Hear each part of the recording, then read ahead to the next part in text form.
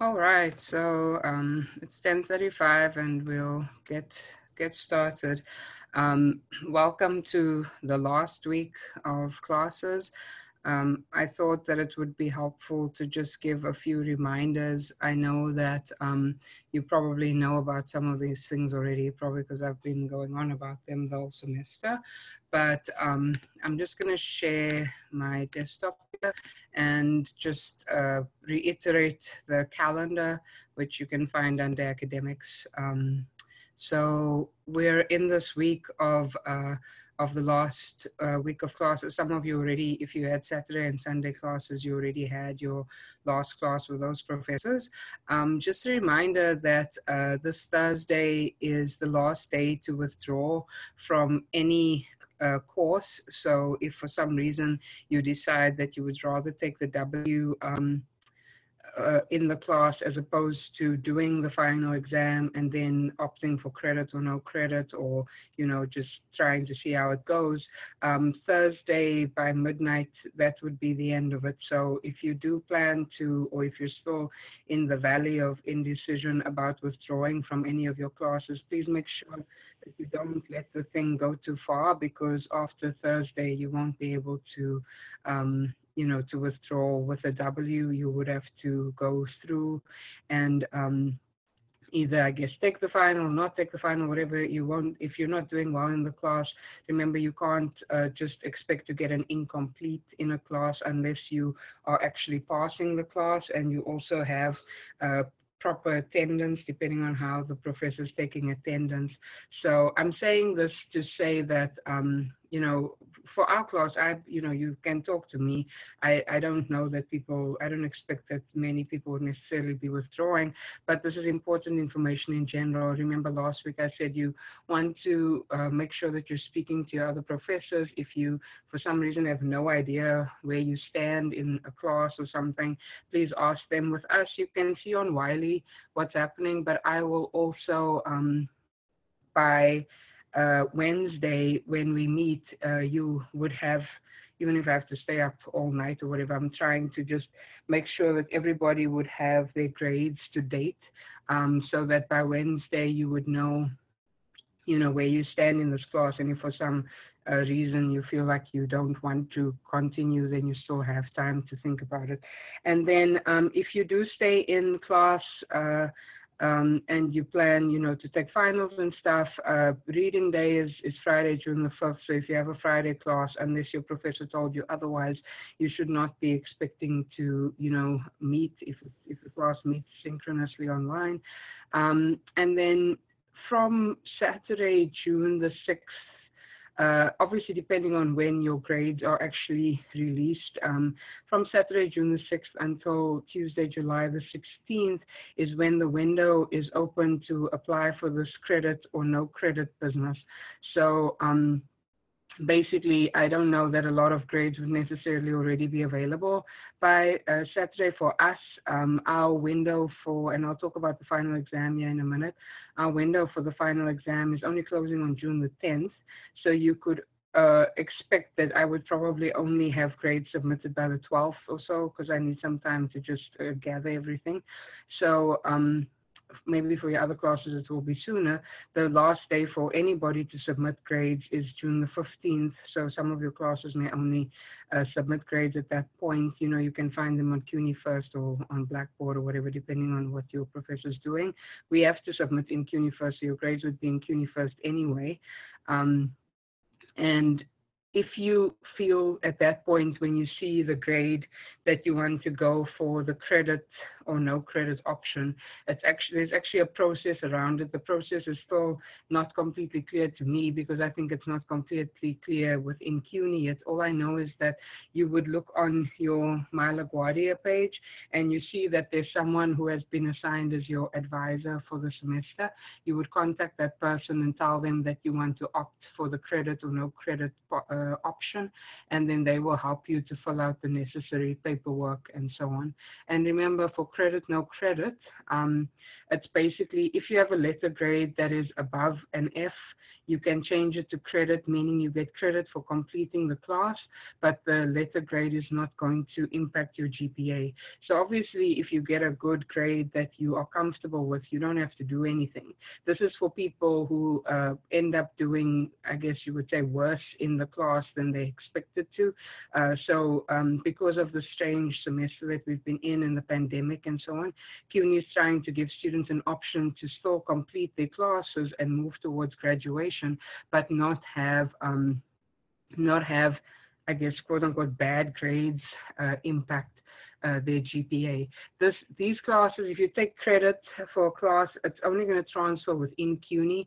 So if you're planning to transfer to, some Ivy League school, you're planning to transfer to a private school or to a SUNY or whatever, you have to be very careful because it's the credit, no credit is only within the CUNY system. So if you plan to go to Queens College, York, Baruch, those types of four-year schools within Lehman, four-year schools within the system, you're fine. But if you're going outside of the system, they may not accept the course for transfer. No credit is if you fail the course.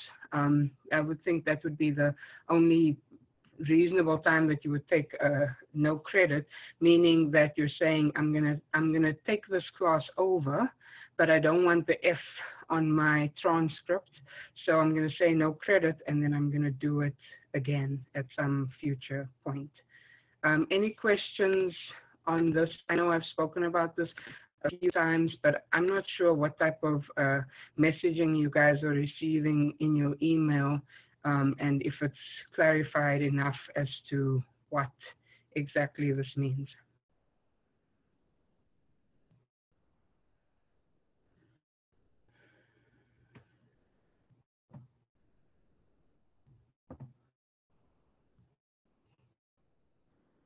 All right. So, oh, sorry, go ahead. Sorry, I thought that. Yeah, so it's only for this class or for every class that we're taking right now? The credit, no credit that you're talking Yeah, about? Everything. yeah. This is everything that I'm talking about now applies to every class that you're in. This is the general stuff for LaGuardia as a whole. All right. Okay. So for me, I don't want people to just disappear from my class. If someone feels that they're not sure what they should do, like I said, by June the 3rd, you'll have your grades to date. We can talk. You can decide what you want to do. But or even now, if you're concerned and you already know you have a concern about your grade in my class, we can talk about it. But all the stuff I'm discussing now, if you have 3, 4, 5, whatever classes the semester, it applies to every single one of them. Thanks for asking that. Anything Oh, else? okay. Mm-hmm. Thank you.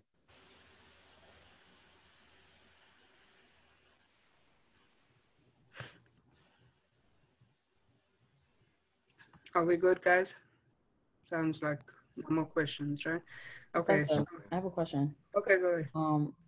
So if you don't choose a credit, no credit option, it'll automatically be a credit grade, correct? Yes, and it will be whatever grade you earn in the class, exactly. So basically, if you're not going for the credit, no credit, you don't do nothing. Is basically just act like it's the normal semester where you receive your grades and you move on. But if you suddenly see a grade that you're not really excited about, your first port of call is to speak to your professor to make sure what actually went on. It's a very busy time, and for everybody, including professors, and people are not past maybe making mistakes or something. So you could easily just ask, to ask the professor to help you to just understand how your grade was calculated. But to protect yourself, if that really is the grade and you feel like it's going to have a detrimental impact on your GPA, then you apply for the credit option.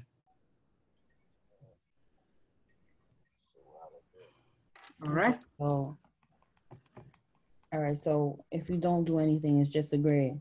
Yeah, do nothing. You've just got a grade, and I think that's fine because I think that's what we would normally do, right? There's nothing to do. So, but again, I mean, I don't want to make it sound like you're not allowed to question your grade. Like if you take the final exam with me and you had your grades to date and you see the final exam and suddenly your grade doesn't look like what you expected, you have every right to email me and I will email you back to show you how I calculated your grade. Does that make sense? Yeah. No, the reason why I'm asking, for those that are graduating, would you suggest they choose like a credit? Oh, so you have to be careful here because I can't make a blanket statement. The reason I'm saying that is you have to see what letter grade you get. Because let's say you get an A, B, C. Remember, everything C and above transfers. Credit obviously also transfers. It depends on your GPA at that point, right? If you get below a C and you're getting ready to transfer, then I think, and you know that course has to transfer, then you should probably go for the credit option. Because if you go below a C, technically anything below a C doesn't transfer within CUNY. Do you follow? Yeah. Yeah. So I think on a case-by-case basis, one would have to investigate. So if I were you, if I were anybody in the situation, I would look at the grades that I have earned at the end of the semester, figure out, you know, since you're graduating, how is your GPA moving? Is it kind of in line with what you had before, or is it lower? I mean, if it's higher, you really don't have any concern. If it's pulling you lower and you have some classes that are below a C and you're planning to transfer, then you need to look at those lists of classes and see which classes you maybe have to go for the credit option. This is also why they give like 20 business days. This doesn't mean obviously leave it till the last minute, but why they give 20 business days to work through this, because it's not a simple, you know, it's not just going to be simple like, oh yeah, everything is credit or everything is no credit. You kind of have to think critically about your transfer options and the actual grades that you earn and what your GPA was before the semester. Okay? Understand. Thank you. You're welcome. And then the last thing I'll say is for those who are graduating, like you were just talking about graduation, there is a virtual commencement that is going on the 16th of June, which is a Tuesday. And I know this may not apply to some people and, you know, like, let's just get into the counting and so on, but this is important to a few people in this class, so just bear with me. So here's the commencement information. There's a frequently asked questions section where you can go through and see, you know, about application for, graduation, the format that the graduation will take place in the virtual celebration. Can you get a cap and gown? Can you get portraits, etc., etc. So if you are still, you know, you should have received information to this end from LaGuardia, but if you still have further information, just search commencement on the website and go to the frequently asked questions. Anything else from an administrative perspective that anybody needs to ask me before I start talking about what's in the final exam and so on? Any other admin issues?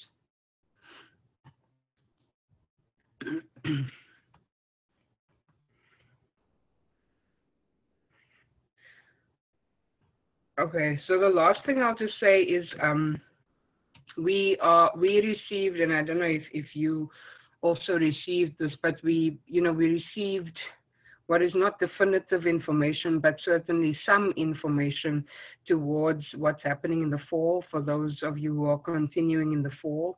And from what I've been able to glean from that is that they're telling us as faculty to prepare to be predominantly online, so distance learning again. There may be certain classes that have, you know, labs and things that really need like hands-on interaction that may be scheduled to, you know, to come in some type of staggered way. Excuse me, but for the most part, for now, we've been told to kind of just assume that we're prepping to be online. as things progress, if I have more information, I'll let you know. And so the reason I'm saying this is that, remember, for those who need to register, if you haven't registered already, registration is open. And it's, it's going to be largely up to the faculty that you register for. Of course, there are class times and stuff because our schedule is prepared a year in advance. So last fall, we were already scheduling this coming fall. So you obviously registered for classes. They have days and times. It's possible that the faculty would still lecture live during those days and times like I am right now. Or it's possible that some other combination of lectures and online work and whatnot may be happening. That's still somewhat unclear. What I've been saying to students who are, unclear about whether they should register, what format the classes will take, etc. I've just always said, register for the classes that you want to take. And if push comes to shove and you have to drop classes before the payment date, then do that. But don't completely, remove yourself from the process of registration, because if you do decide close to the time that the term starts that you want to carry on with your studies, what's happening now, unfortunately, because of budget cuts and stuff, is that a lot of sections of classes are being cut or being combined. So you may end up finding that you can't get into the courses that you need, and you don't want to have that. So normally, you guys know this, normally you can register and you'll be told when you register what the date is by when you have to pay. And so you could easily just set a notice for yourself or an alarm or something to remind yourself that you have to decide by the day before or something whether you want to take these classes or not. But I'm just issuing a word of warning not to delay because of the uncertainty. The uncertainty is still going to be there. If you even think by some small chance that you think you would want to take classes in the fall, I urge you to register for, like I said, for two reasons. One, you don't want to find that you can't get into the class. And two, the more people register, the more sections of these courses the college will keep open. And it helps everybody if there's demand for the classes so that they don't collapse sections into each other and make the classes bigger than they need to be. Any questions about that?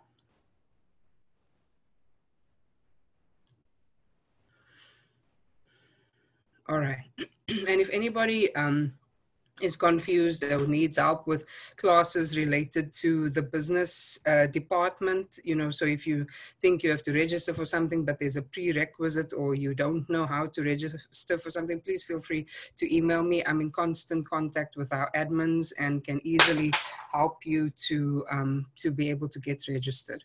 All right, so that's the admin for now. Like I said, sorry that it takes time, but these things are important, and many of them do apply to everybody across the board. So we're in the last 2 days, and how I pictured we might attack these 2 days, given that we finished chapter 18 last week, is that I will go with you. And I know you just finished the test last night, so I know or at some point, in this past week, I'm sure everybody's really exhausted, but I also just feel that I owe it to you to try and use the time that we have as productively as possible. So I did prepare the sheet that would discuss what is on the final exam. And I thought that what might be helpful would be to work through for me to work through with you 2 problems that are similar to what you will see on the final, but they relate to the earlier chapters, chapter 13 and 14. Many people are kind of up to par on 15 and 17 because you just took the test. And then what I'll do on Wednesday is I'll go over with you how I calculated the grades to date, and show you how you can also calculate what your potential grade in the class could be. And then I know the chapter 18 homework is only due on Thursday, the 4th of June, but I thought it would just be helpful to everybody if during Wednesday's class I just go over that homework, because we won't meet again after that, and I don't want to leave people hanging if they have questions about the homework. So that's how I picture this week going. I'm not sure if we'll have, you know, enough material to occupy us for 2 hours on both days, but that's okay. And just a reminder that I do have office hours today and tomorrow in case people want to speak to me about something specific or ask questions about the homework. So for the final exam, you will see on Wiley that on Wednesday morning it will open up, and you would be able to take the final exam in the window of 1 week from Wednesday to Wednesday. The final exam review is already there. Some people have been doing it. I did say in last week's class that the final exam review is just for your practice. It's not built into the grading scheme for the class, so it's completely optional if you want to do it or not.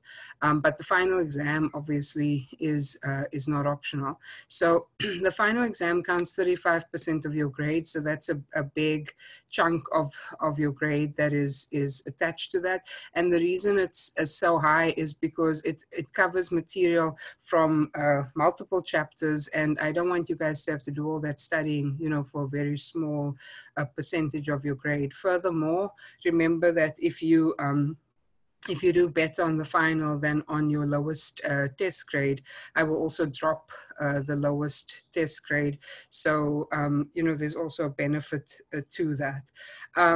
I gave you 4 hours again. I can't extend deadlines and stuff. I know that during that time, it's also going to be the exam week, obviously. So you have tests and things in other classes, but that's part of why I opened it early. And I'm also trying to review things with you guys so that, you won't feel so stressed out, hopefully. I don't know. I mean, there's always stress, right? Someone's asking me something. Just 1 second. If the final is the lowest grade, the final stays. Thank you for asking that. I can't drop the final, or I won't drop the final. So thank you for asking that. The only substitution is if the final is higher than your lowest test grade, because the final includes chapters that were in previous tests. I will, drop the lowest test. But if you bomb the final, you're not giving me much to work with, all right? Because I can't move anything around at that point. The only thing that might be helpful at that point, and I'll remind you again, is that remember we have extra credit, and let me actually just go into Wiley in case some people weren't around last week when I was talking about this.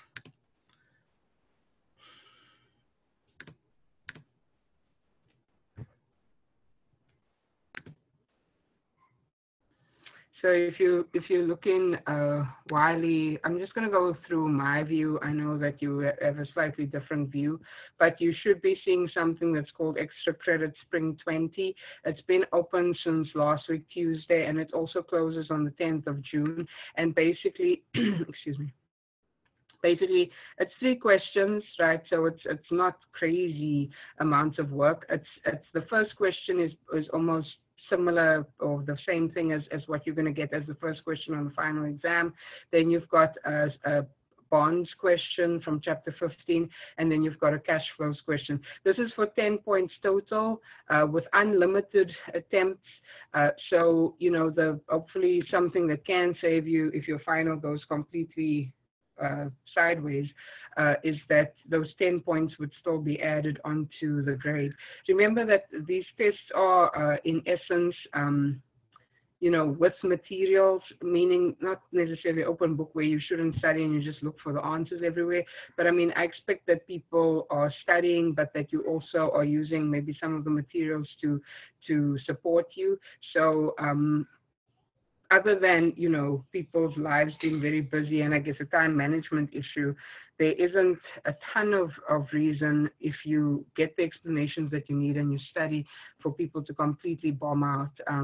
So, talk to me if you feel like you are really worried. Like I said, the final exam review, use it, don't use it, it's up to you. It's also unlimited attempts. You don't have to do all the questions. you decide. And of course, like I said, I'll drop the lowest test grade because the final exam is cumulative if the final is better than the lowest test.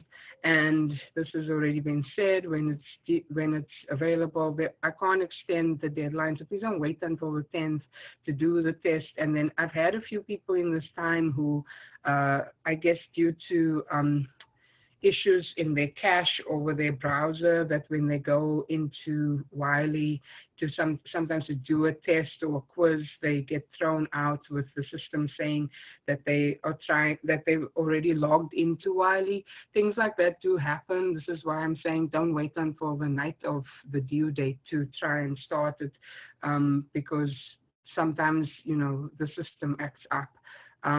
So it's 10 multiple choice questions covering theory and application in 13, 14, 15, 17, and 18. 15 and 17 is hopefully pretty, you kind of are okay with it, since you guys most people did incredibly well on this past test. I mean, I haven't seen so many 100% in I don't know if it's in a long time on a test. And then 13 and 14 we'll go over, and then 18 is what was never tested before. And then you've got 5 exercises, and I'm telling you what those exercises are. So when it comes to multiple choice questions, you have to review the materials in those chapters, whether it be through the notes that we have, the chapter itself. You will have to find your way that you think is best for you to be able to have a general understanding of the chapter, so that you would be able to answer multiple choice questions. And then the bulk of the points, you can see how many points are related to the actual, exercises. So this is 50, this is 72. So 90 points on exercises and 10 points on multiple choice. If you want to get an A on the exam, you have to get at least, 94. So however you do that, between the mixture of multiple choice and exercises, you decide. I sometimes find that people focus a lot on the exercises when they're studying for the final, which is the way to go.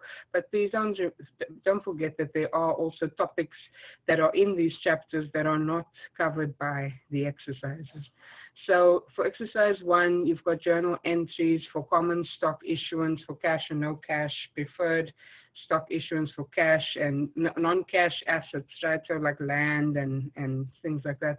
The closing journal entry for net income, the general ledger for all stockholders' equity accounts, and the balance sheet for stockholders' equity. So this is a big question. It's like I said, it's the same like the first question. I'm not going to go back there. The same like the first question on the extra credit. I also pulled an example for us to do today, maybe just to help to jog everybody's memory. Hopefully that will be time well spent. But you also had this question for homework. You also had this question in the test that we had for chapter 13 and 14. So please just use the resources at your disposal. You should be able to see that this is very similar. Remember, this is Wiley. I have to choose questions out of a bank of questions that they provide. So it's not like I can make up all kinds of exotic things. If you are able to I guess, handle what's happening with the homework and what we did in the test for this and what we'll do today, then what you're going to see on the exam is very similar, if not identical, to what we're doing. The second question is preparing a cash flow statement. You just did that in your test. This cash flow is a little less intense than the one you had in the test, but it's still a cash flow. So that's definitely coming up. The third question is ratio calculations, liquidity, profitability, and solvency.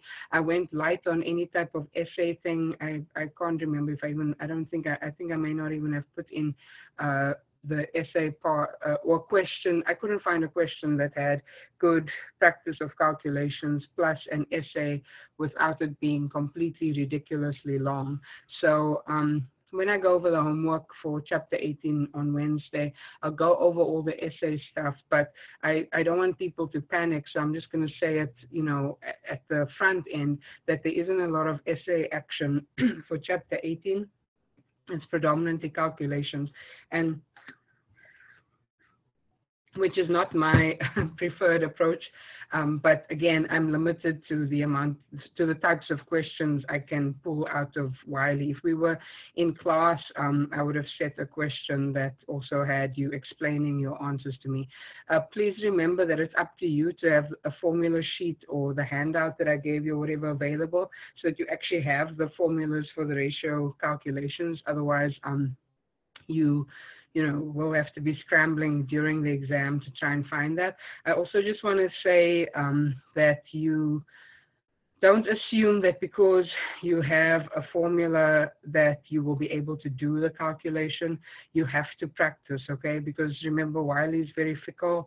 If you don't practice, you aren't confident. And so if you punch something in and it turns red, you might think that you did something wrong, but maybe it's, just a small tweak on the formula or whatever.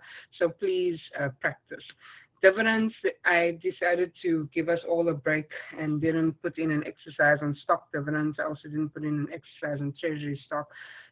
And I also didn't put in an exercise on allocation of dividends because it would make the test too long.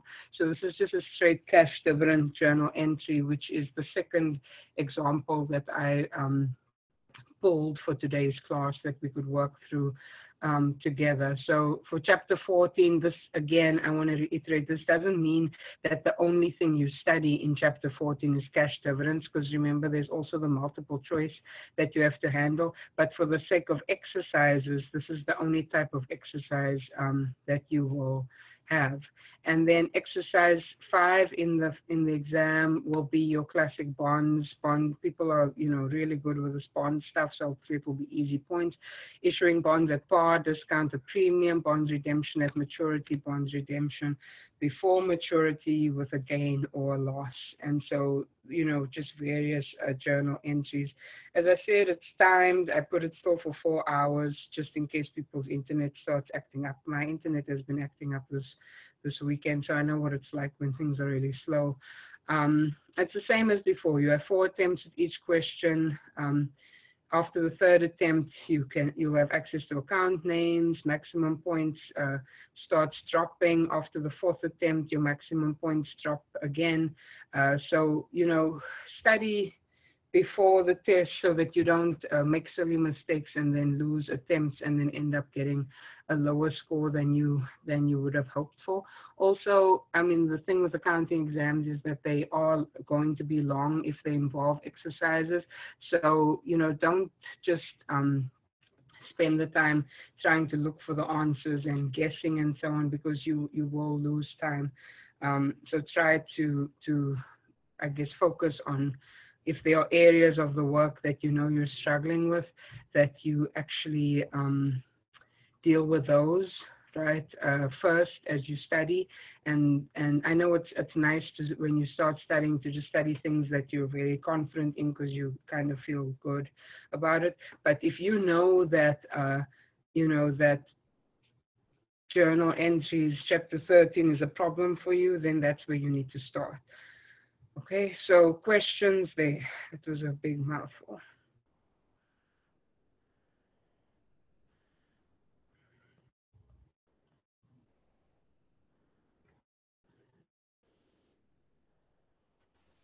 So how many questions are in total?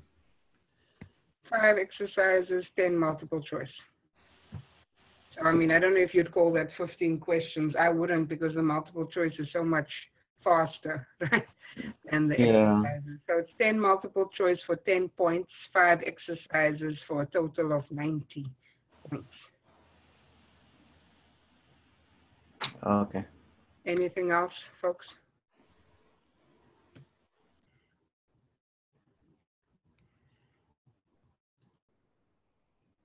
All right. So again, extra credit due on the same day as everything else because I got to get the grades in. Please make sure that you don't focus only on doing the extra credit.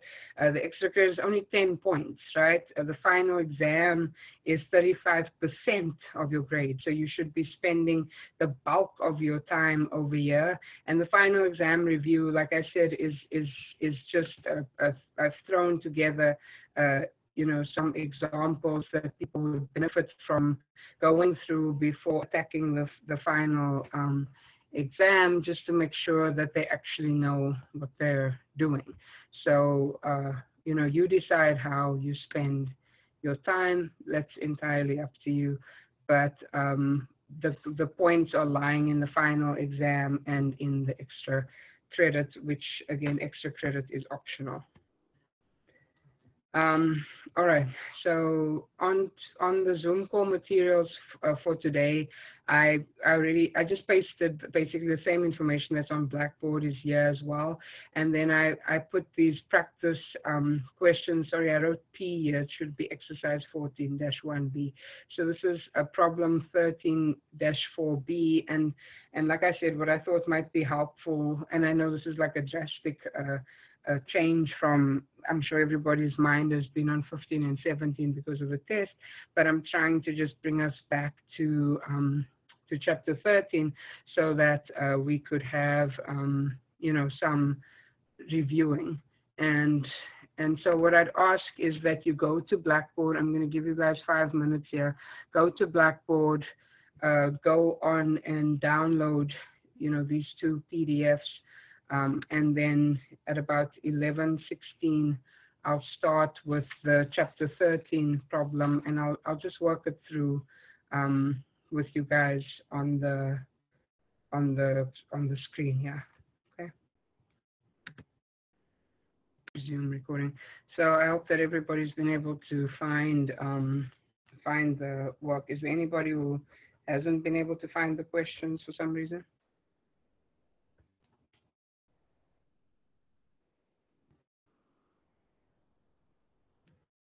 Okay, so I'll assume the no news is good news policy. Okay, so let me share my screen here quickly on my desktop. All right. So we're looking at P13-4B, which is basically a compilation question with common stock and preferred stock. And all kinds of paid-in capital in excess of par for common and preferred. They also show some retained earnings and so on. And if we're thinking back now to chapter 13, right? Chapter 13 was all about issuing stock, understanding the characteristics of a corporation, issuing common and preferred stock, issuing that stock for cash or for non-cash assets, and also this closing journal entry related to transferring net income to retained earnings. We also had some discussions about par value and what that means and so on. So the situation doesn't really allow for us to or for me to reteach the whole chapter. As you can imagine, that's not the purpose of this exercise. What I'm trying to do here is basically just to demo in a very practical way a question that could look like something you get on the test, on the final, and to make sure that we're going through maybe together, and that people are asking questions, and that I'm explaining concepts as I go along, as opposed to just running you through a handout and saying, oh yes, this is common stock, this is how you record it. I can still do those explanations, but better served through an actual example. So these examples are part of the additional resources in the chapter, in the particular chapters, but I'm not sure that you guys get the solutions. I know I do have it, so I'll put the solution up afterwards, and obviously you'll also see it as I work through. So Gerstner Corporation is authorized to issue. So you may recall from from our discussions that authorization just means that this is what the company is allowed to sell, the number of stocks the company is allowed to sell. So they're authorized, they're allowed to sell 10,000 shares. That doesn't mean that that's what they sold. That's just in total what they can sell. A $40 par value, so each share has $40 as the par value. That's potentially different from the issue price, which is what the company, so the par value is like a random number that the company assigns to, or random amount that the company assigns to each share. Excuse me, it has no connection to market value. It really has no connection to anything. Some people have asked me, back weeks back, like, what is par value? So the purpose of par value was that back in the day, when companies, were starting and they were issuing stock and so on, what was happening, and you've seen this because we've done dividends, what was sometimes happening is that companies were declaring dividends and paying dividends that where they didn't have enough retained earnings at times, or doing stuff with treasury stock. And in the end, it came to I guess the realization came that companies were actually paying out what would amount to liquidating dividends, meaning that they were paying out more in dividends than what they had in earnings. So they started basically paying out capital. And I guess the legal people of the day said that, you can't just be paying out capital to stockholders that are supposed to have a residual interest when you also have creditors and all kinds of other people that are supposed to stand in line before the stockholders. So the par value was kind of assigned at that time, or required, I guess, at that time, to just kind of maintain a minimum amount of stock on the books. But over time, I guess, as I guess the laws have changed and so on, par values become less and less significant or important to companies and to stockholders, which is why some companies will have par value, but others won't have a par value, or they have no par value and stated value. So, if you want to know more about that, that's kind of like a law course, which we don't have to go into. But for our purposes, we need to know how to account for the par value, right, which is what we're doing. They also have a 10% preferred stock. So 10%, as you know from before, 10% is the percentage of the dividend that is attributable to the preferred stock. And 200,000, sorry, so it's 10%, sorry, I'm mixing myself up here. 10,000 shares of $40, 10% preferred stock. So those are the features of this one type of share. And then 200,000 shares of $5 par value common stock. So $5 is the common stock par value. So both of these shares have a par value. So that's important to remember as we name our accounts. So on January the 1st, 2017, likely the beginning of the company's year, the ledger contained the following stockholders' equity balances. So if the ledger already contains these balances, that means that the balances arose from, calculations and transactions and things that happened in the past. So under no circumstances do we need to journalize anything here. It already exists. However, when we create a ledger, which we will in part B of this question, we will end up you have to bring the beginning balances into a ledger before you post anything else, all right? So they have preferred stock of 5,000 shares for $200,000, right? So remember, it was a $40 par value, so that makes sense. If you've got 5,000 shares times $40, that gives you the $200,000 that are on the books already. So the dollar amount in the stock account is going to be the number of shares, as we know, times the par value. They have paid in capital in excess of par for preferred stock, so that's the 60,000. We don't really have to bother to try and show how that was calculated, because this is based on whatever the issue price was. I mean, I can calculate for you what it was, but it's not going to serve any purpose now. Common stock, 70,000 shares for $350,000. That makes sense because 70,000 shares times $5 is your 350,000. And then you've got the paid-in capital in excess of par for common stock. And finally, you've got a beginning balance for retained earnings of 300,000. Any questions up to here? Anybody?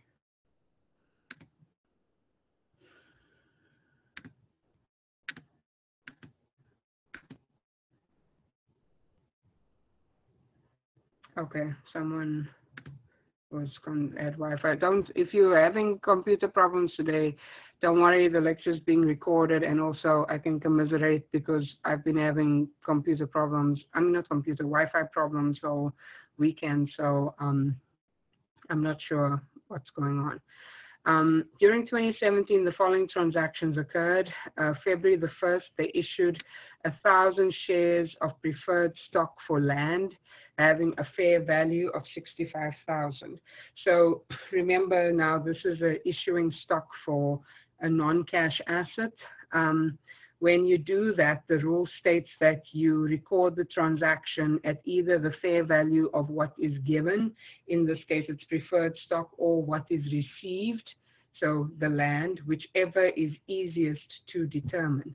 Preferred stock is not being actively traded in the market, and they do tell you the fair value of the land, so you go with the fair value of the land. Another way of saying fair value is to say what something is worth.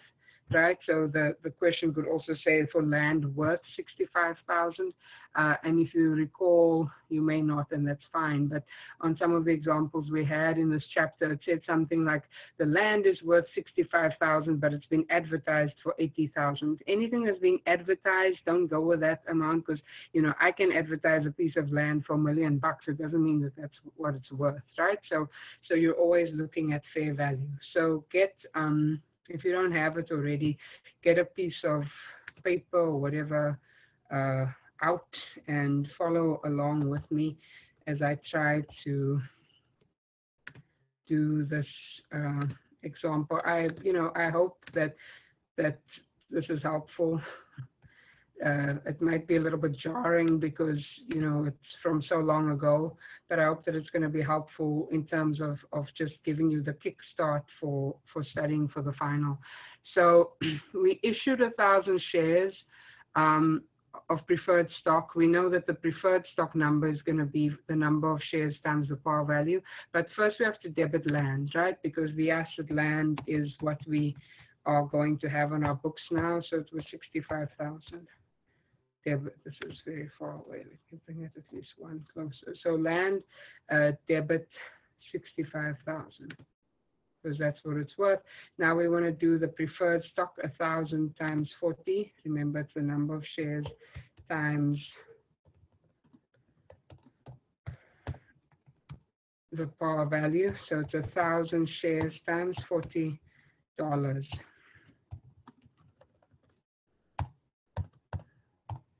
And it's kind of formulaic, right? Because we know that we're supposed to use that formula to populate the preferred stock account. And then the difference obviously goes to paid in capital in excess of par. Do they say par value? Yeah, I can't remember, just par. Okay.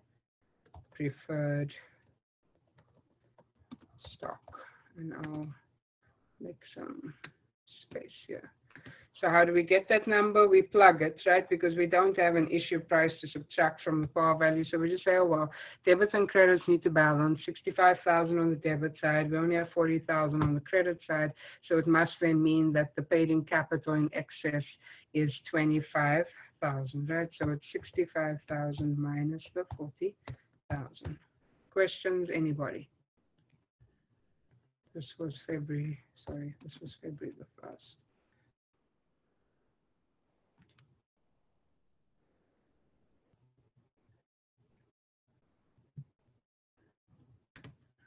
Okay, I'll continue. It doesn't seem like the questions, again, hopefully I'm adding value in your life and you're not asleep or watching TV at this time, right?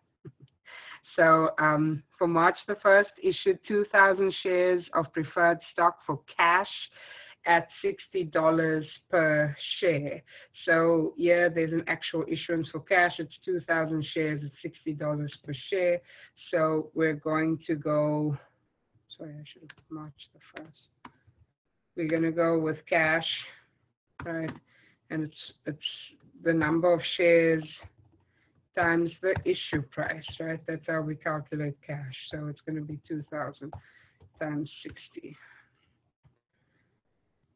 And then it's the same thing, right? You're going to credit preferred stock and you're going to credit paid in capital in excess of par. But for the preferred stock, you're going to say 2,000 shares times your par value.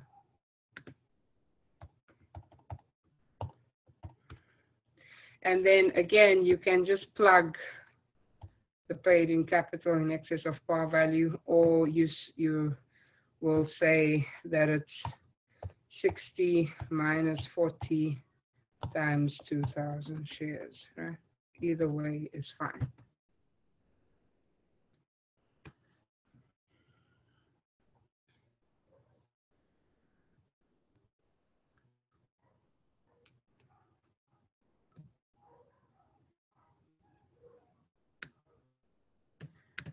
So now we come to July the 1st. We issued 20,000 shares of common stock for cash at $5.80 per share. So even though this is common stock, we're kind of in the same process, right, that we're issuing shares. So I'm going to throw this one out to you guys. Take your piece of paper, whatever it is that you're using, or if you aren't using anything, get yourself together and try to do the journal entry for July the 1st. Issued 20,000 shares of common stock for cash at $5.80 per share. I'm going to give you, let's say, I'll be generous. I'll give you 5 minutes, although it should take much less than that.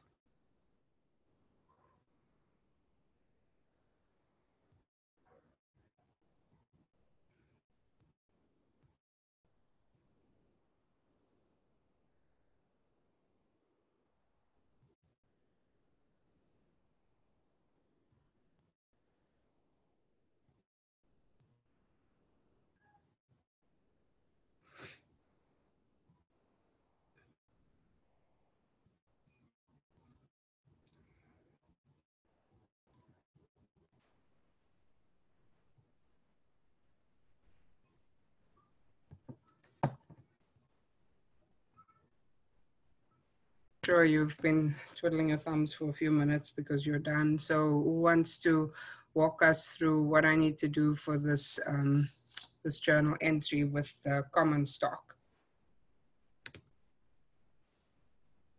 This is July the 1st. Any takers?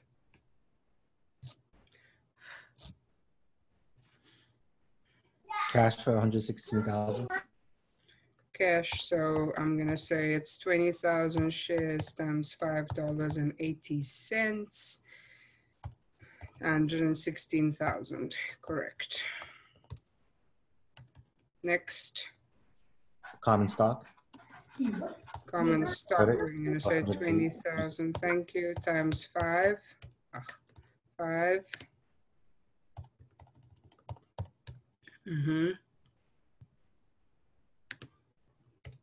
Paid in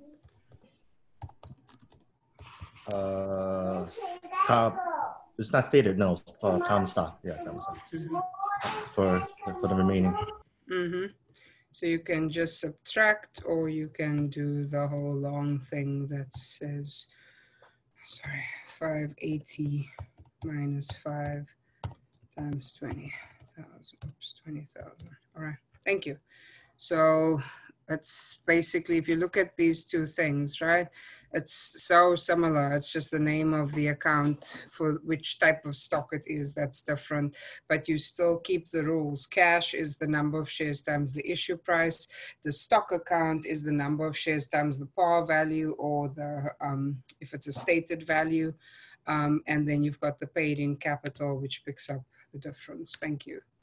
Okay, so September the 1st, let's read here. Issued 800 shares of preferred stock for a patent. Can anyone tell me what a patent is? Any one out there who wants to take a guess at what a patent is?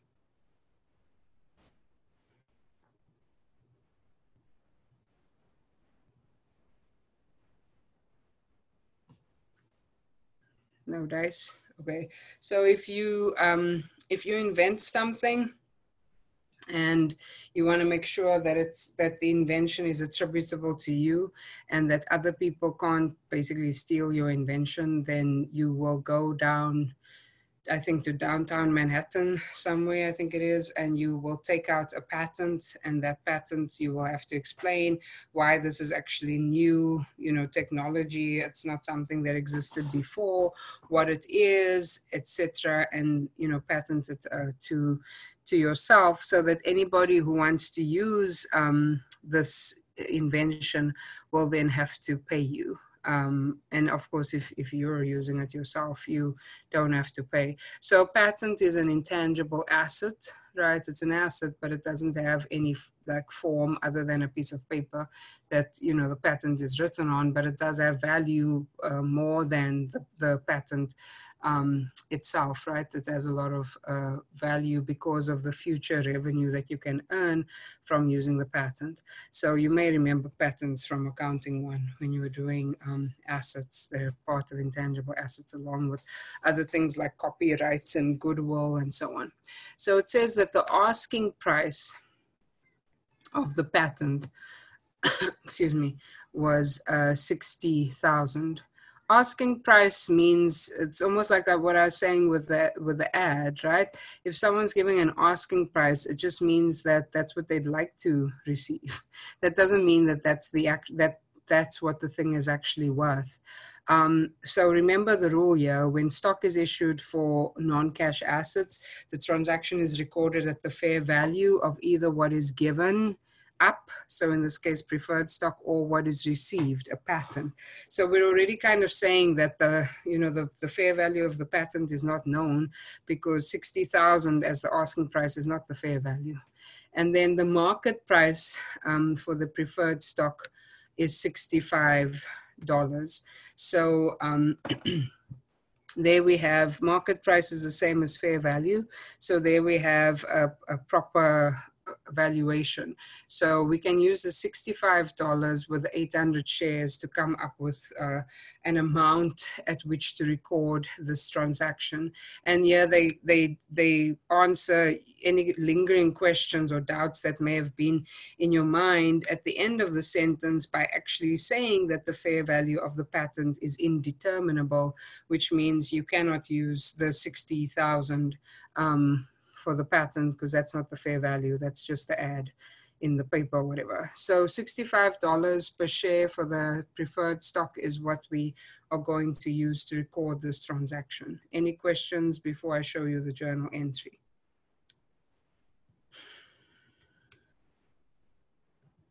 All right. So this is September the 1st.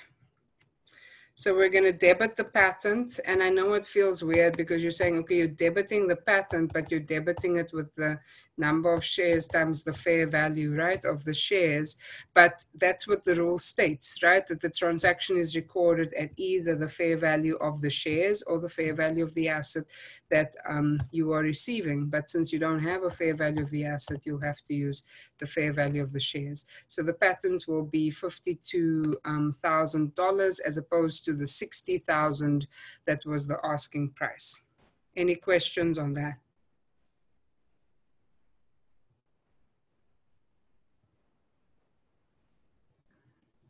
Okay, and so the patent was issued for preferred stock.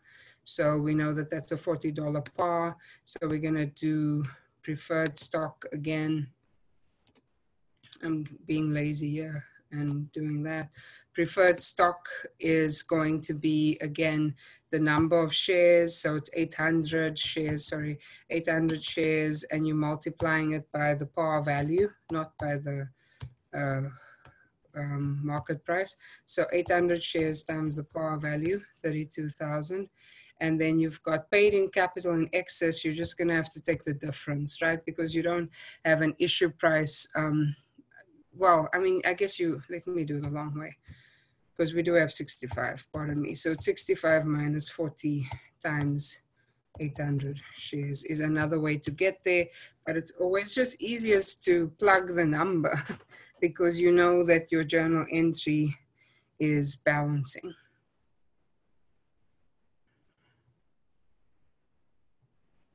Questions on this journal entry, folks?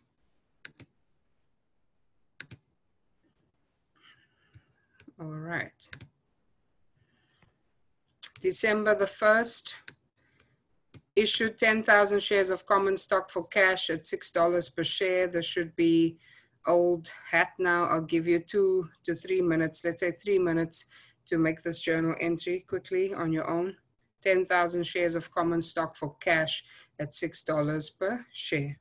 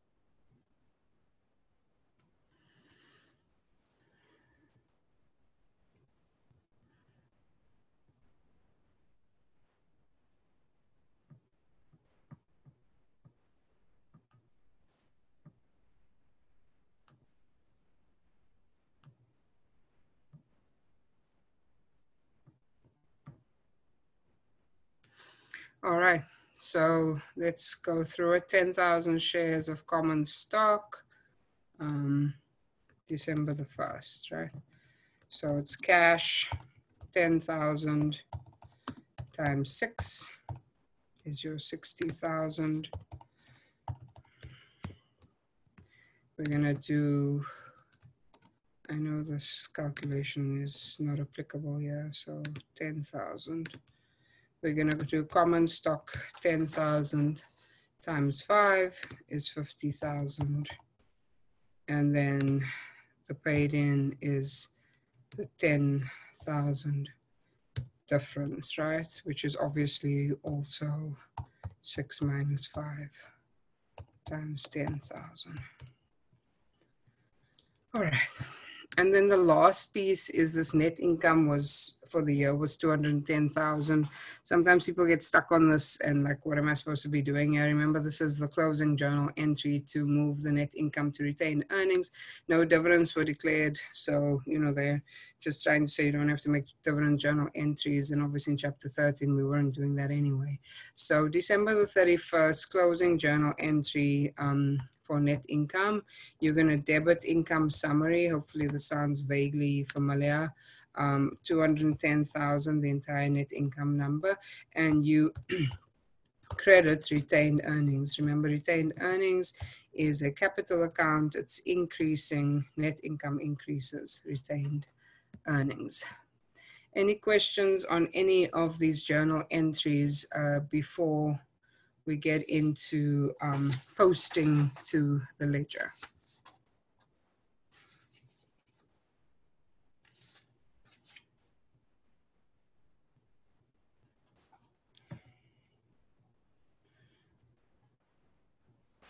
All right, so let's start with posting. Looking at the question, it says enter the beginning balances in the account. So it spoon feeds you a little bit to remind you that you shouldn't just start posting the actual transactions. You need to put the balances in and post the journal entry to the stockholders equity accounts. When they say J2 as the posting reference, you may remember from when you learned to post from, although a lot of people said they had problems with journal entries, but when you post from the journal entries to the ledger, there's normally a reference column that that says this is the page of the journal where this transaction comes from. So I'll show you how to do that. And it's basically asking us to post to all of the relevant accounts. Now the trick here is, and this is what makes the posting somewhat easier, is that these are all capital accounts, all of these. So the normal balance is a credit balance.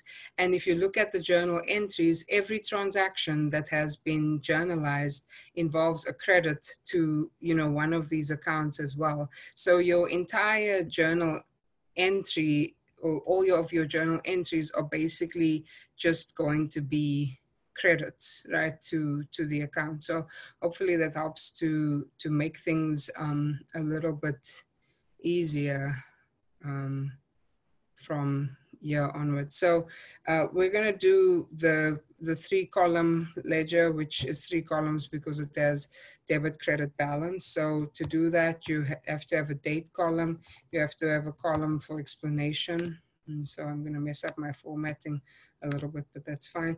Remember, in Wiley, they give you all the stuff, the setup. I mean, I just have to do it because obviously I'm using a spreadsheet. So it's debit, credit, and then what is the balance on the account, right? And then on the top here, you've got the name of the account. So preferred stock is first because preferred stock is just always listed first. It's, it gets preferential treatment. So I'll give you a minute to, and I know, again, if you're in Wiley, you don't have to do all this, but we're just kind of doing it to make sure that people understand how to do this.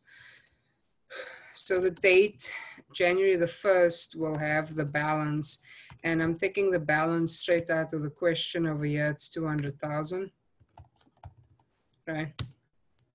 And the reference, you can basically put, J2, I think there's at least 2 entries. You can just put J2 as the reference down the line.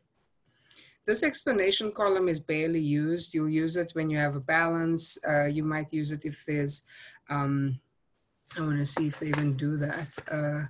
Sometimes they'll use it when they have a closing entry, but they don't even do that. Most of the time it's just for things that are really unusual, where we will actually write anything in that explanation column.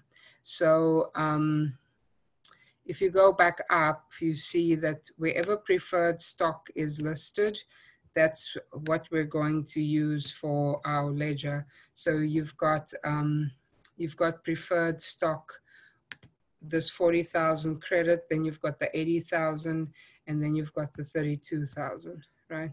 So in fact, sorry, I should move this down. The balance is not going to come from J2, my bad. I was wondering why that looked odd. The balance is coming from the previous year.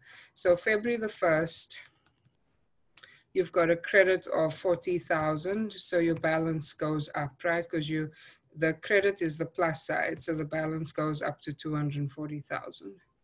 Then on March the 1st, you've got a credit of 80,000. And so the balance goes up again because it's on the plus side. So the balance becomes 320,000. And then the last one, I just wanted to remind myself, on September the 1st, you've got 32,000, right?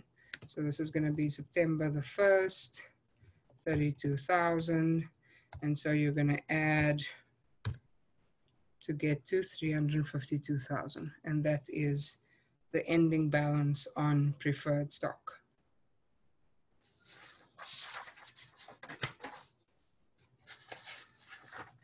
Any questions there? All right.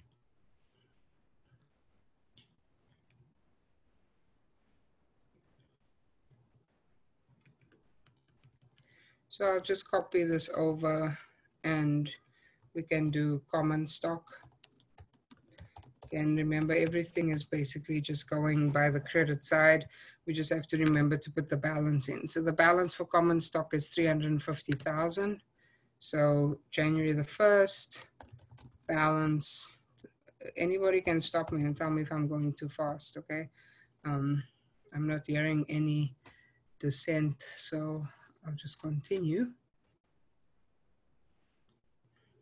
Then we're looking for common stock.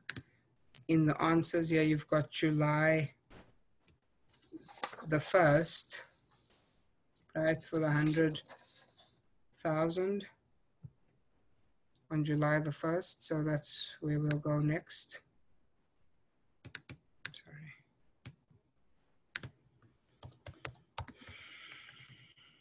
And remember, you're using J2, so 100,000 on July the 1st.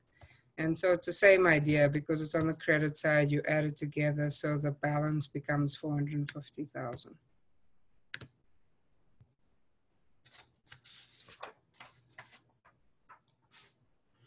And then let's see what else we have.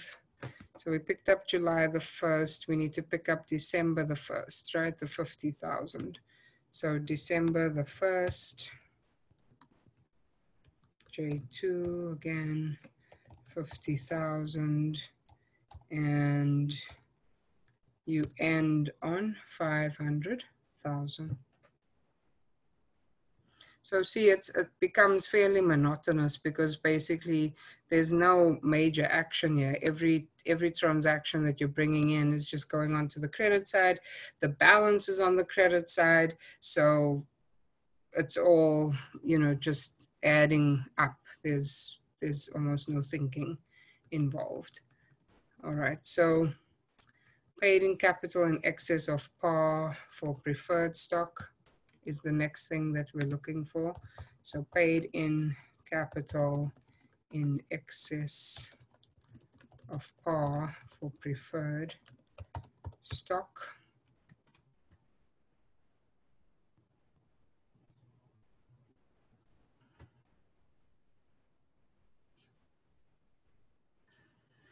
So if we look at the question, we see that it begins on 60,000. So same story, January the 1st, balance, the balance is 60,000. And then you go up and look to see where this account, you know, shows up in your journals. So it's over here on February the 1st, it's on March the 1st, and it's on September the 1st. It's on the same days that you have preferred stock, you know, the same journal entries. So on February the 1st, J2, you have a credit of 25,000. So you add those two together, should give you 85,000 as your new balance. Then on March the 1st, you've got 40,000. And so you add these two together to give 125,000. And then on September the 1st, you've got 20,000. Again, this is coming straight from, right, straight from your journal. So please, you know, there's no real thinking. All the big thinking happened when you created the journal entry. Posting is basically just copying and pasting your answers to a new format. So that's the end of the paid in capital in excess of par for preferred stock.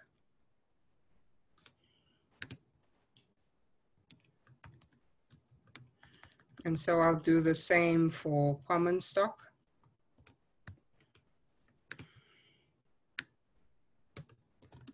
Give you a minute to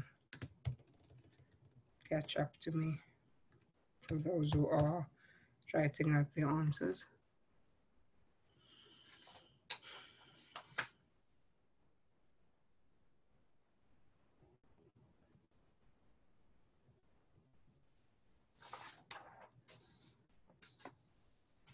All right, so again, you have a balance of some sort on January the 1st. We go to the question and we see that the balance is 700,000. So that's what we're going to use. And then you're going to go up and look to see where common stock came up, because that's where we'll also have the excess. So there's 16,000 and 10,000, right? So those are the two dates. So you've got July the 1st, where it was a $16,000 credit. So the balance becomes 716. And then you've got December the 1st, which was 10,000.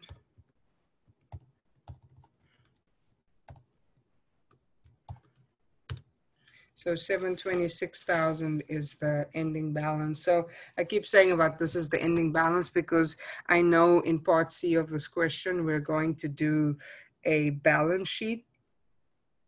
Excuse me. And so you have to remember that it is the ending balance, right? Goes to the, so I'm screaming in caps lock, right? So the ending balance goes to the balance sheet. Not the beginning balance, not one of the entries, but the final balance on the account. All right. So now the last account we have to do is retained earnings.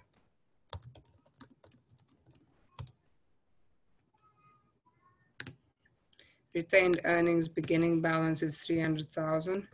So on January the 1st, balance 300,000. And the only entry that we have there is on December the 31st, where we have the closing entry.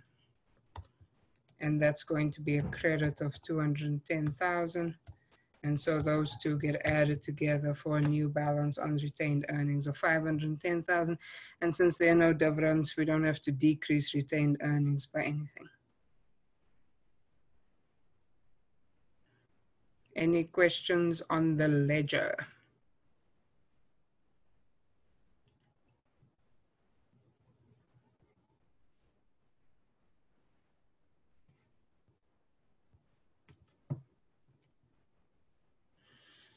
All right, so we're almost there. Hopefully we can take a break after we do the stockholders equity section. Okay, so the part C is prepare the stockholders equity section at December 31, 2017. Remember that you are allowed to have something next to you for reference when you are doing this, because like I said, I would have given you a template in class.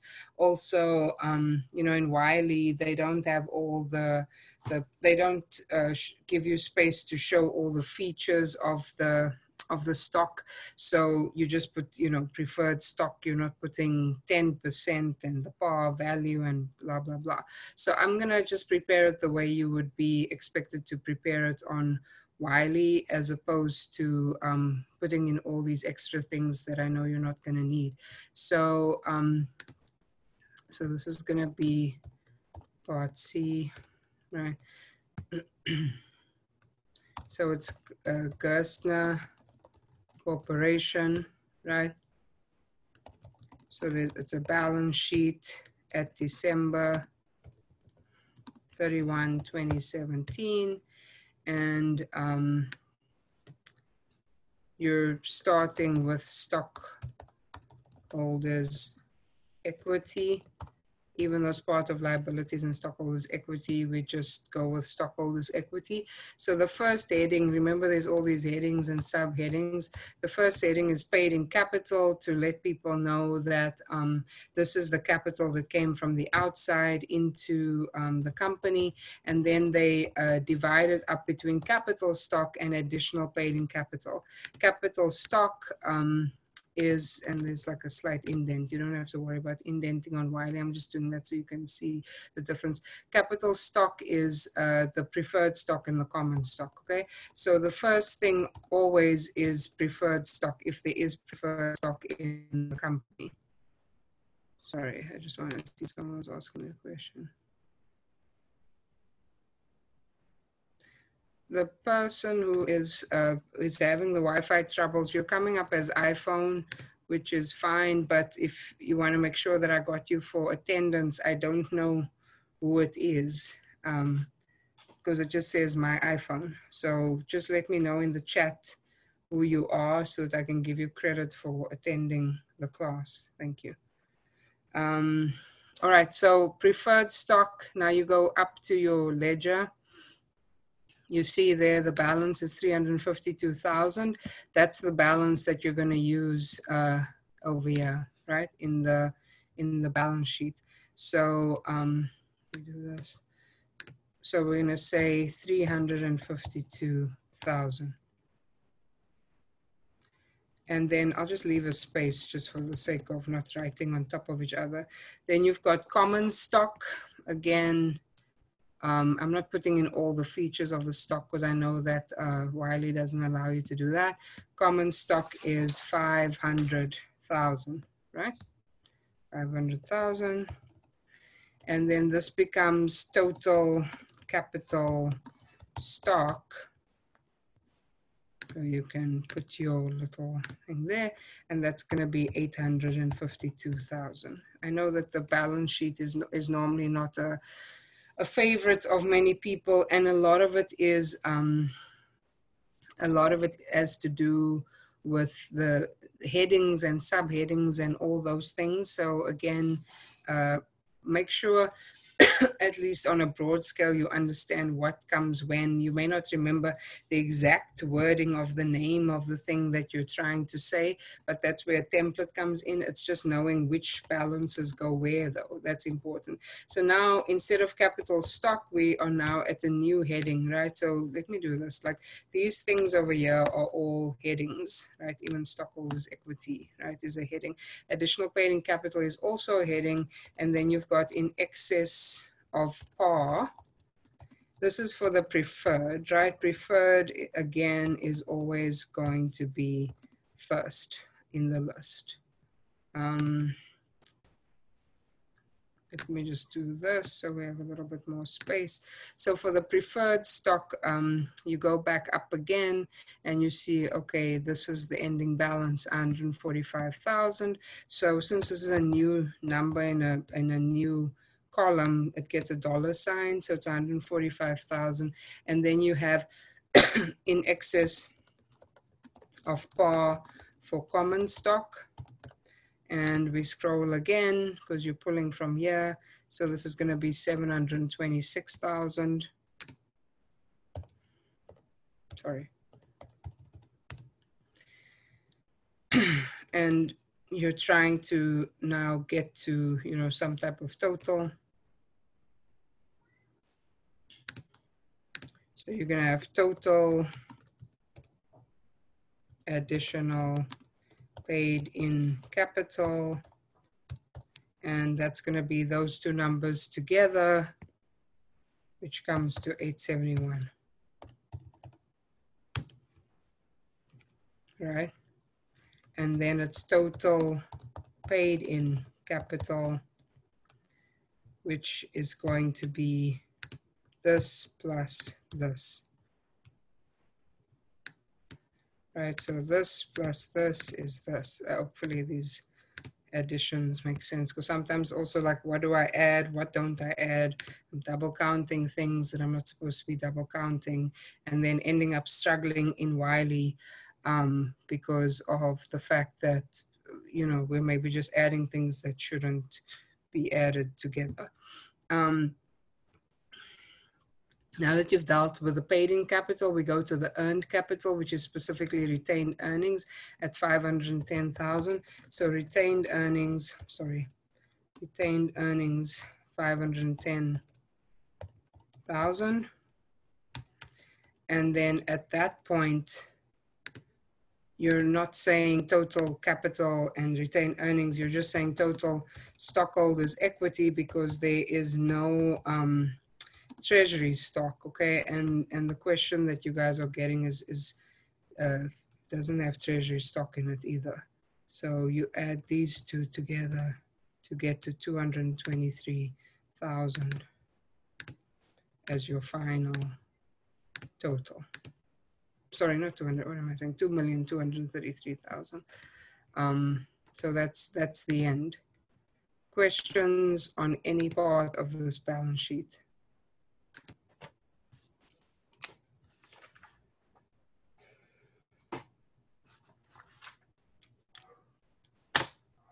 everybody's brain sufficiently fried? More than fried, burnt out. Yeah, I feel so bad because at one point I even thought, like, should I just cancel today's class because I'm sure people are exhausted from the tests and everything else that's going on. But I mean, even if you're sitting there and daydreaming, it's okay. At least we have this record. So when you get ready to really, and I'm not talking about you specifically, Jimmy, I'm just saying in general, we have this class, so at least it's a record for people to go back to if they want to see me working through a question like this. So what I'll do now is let's take a 10-minute break here, and then the second question that we're going to do for chapter 14 is super short. It's really not a big question at all. So let's break till 12:18, and then we'll just knock that one out before we end the class for the day. Okay. All right, so let's resume here and look at exercise 14-1B, and just to provide context, because I guess we kind of spoke about this long ago at the start of the class, the reason I'm doing this question now is because one of the questions on your exam will be cash dividend journal entries. So this question has cash dividend work in it, so hopefully it also serves as a form of review. And remember, the first question we just did is this monster 25-pointer. That will be the first question on the test. So exercise 14, trying to see, just make this a little bit bigger. You should have been able to remember when I said at the start, go to Zoom call materials and pull the 2 PDFs down. So one of them was this one, exercise 14-1B. Again, this is journal entries to record the transactions. And there are also stock issuances in this, so it's kind of extra practice for chapter 13. I'll just do the whole example, you know, I won't throw things back to you. I just want to be mindful of the time and also the fact that people are just exhausted. So on January the 1st, Finney Corporation already had 95,000 shares. In this case, it's no par common stock issued and outstanding. So this actually gives us an example of a stock issuance where there's no par value, which we didn't do today yet, so that's good. The stock has a stated value of $5 per share. So now remember, no par, but a stated value is not that much different from par value, but you have to change the name on the paid in capital in excess account. During the year, the following occurred. On April the 1st, they had issued 55,000 additional shares of common stock for $17 per share. So it says additional, but remember, you don't have to do anything with the 95,000. You just have to focus on the new shares that they're issuing. It's a $17 issue price. It's a $5 stated value. So going into this, I might as well just start already. So debits and credits. And let me just see if it says, yeah, it just says to record these transactions. I'm just looking at the solution, and for whatever reason, they're only doing the dividend transactions, but I'm just going to do all of the transactions because it doesn't specifically state to limit your answer to only the dividends. So let's do April the 1st. Okay. So $55,000 shares at $17 per share is for the cash. So cash, 55,000 shares times $17.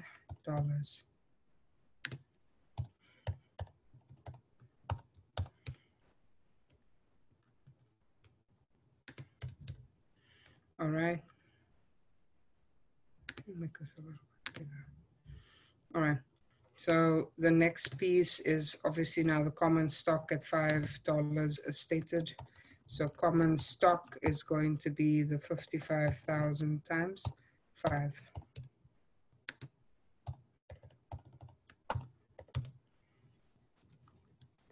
And then you have the paid in capital in excess of stated, right? So that changes now because of the nature of, so stated value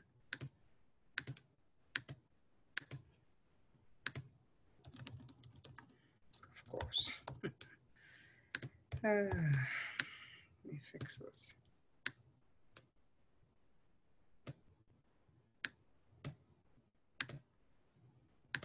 Okay, I guess it is.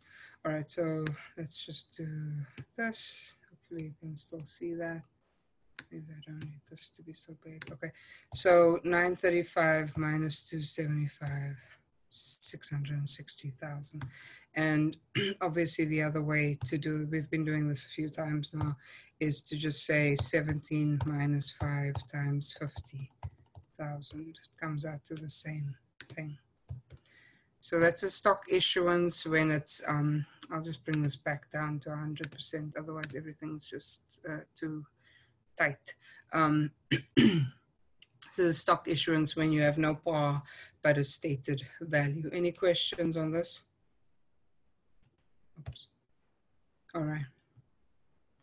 So now we come to June the 15th, where they declare a cash dividend of $1 per share to stockholders of record on June the 30th. So the important thing here is to remember that you have to ask how many shares are outstanding on the date of the dividend declaration. And since you just issued 55,000 shares and you had 95,000 shares, you obviously now have 150,000 shares outstanding, and each of those shares receives $1. So it was, sorry, I'm on June the 15th. Okay, so June the 15th.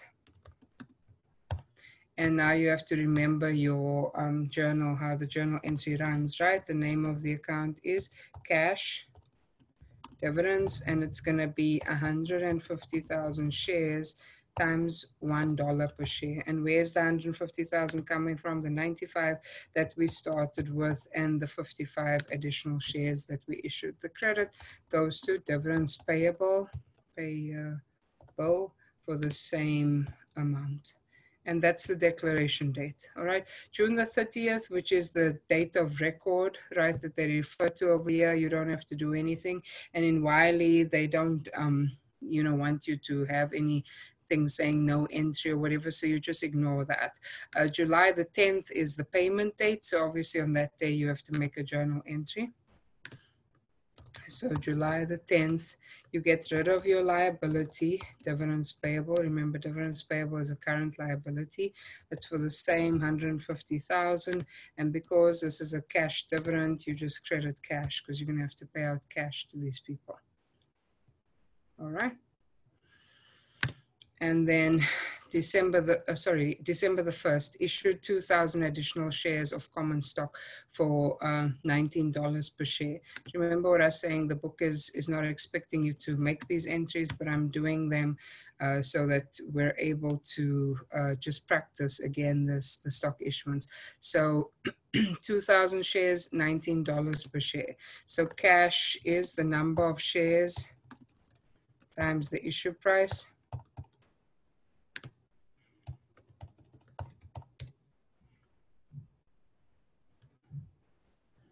And then you've got common stock again.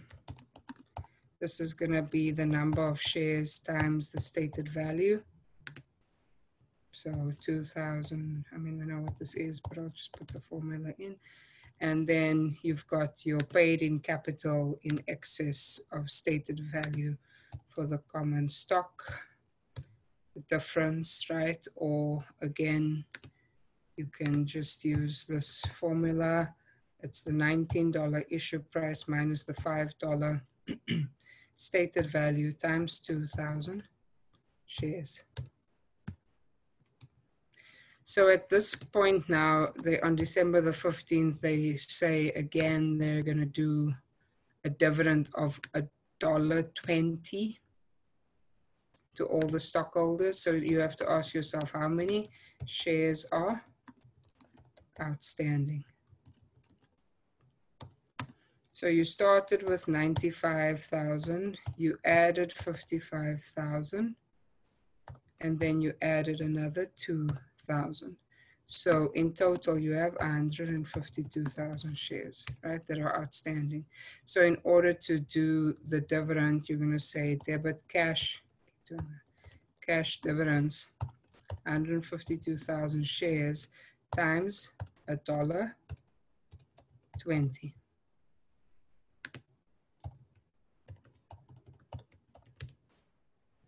and dividends payable for the same.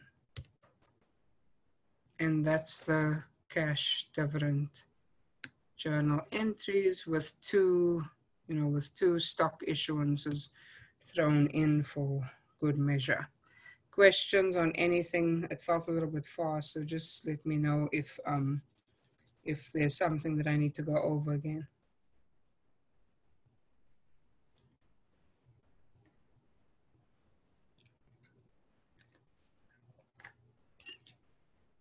We're okay for now. Thank you. Okay.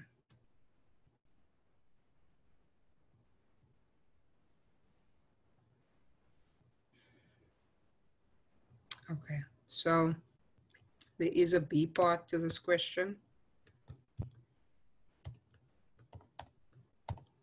And you guys probably recognize this question. It was like a homework question. How are dividends and dividends payable reported in the financial statements prepared at December 31st? So I'm not even going to go into the numbers. You can just say dividends are shown as a subtraction from retained earnings. Maybe there's a retained earnings statement, or it can be in the stockholders equity. I'll just keep it like what the book says, although they don't really have the retained earnings statement in the book anymore. In the retained earnings statement, for those who want to be purists, it's all the stockholders equity statement, which is what some companies have. And then dividends payable are a current liability shown on the balance sheet. So this may ring some memories for people. I remember when we were doing the stuff homework, a few people contacted me to ask me how to explain that piece of the question.